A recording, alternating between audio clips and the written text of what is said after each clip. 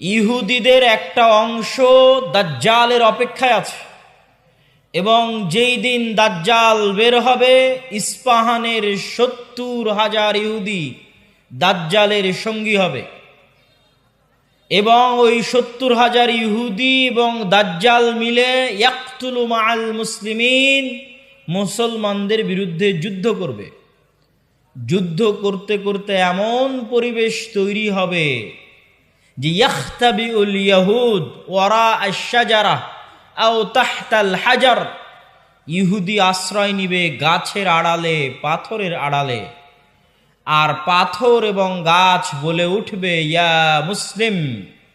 পাথর এবং গাছ কথা বলে উঠবে, এই মুসলমান, এই যে এখানে লুকিয়ে আছে হত্যা করো।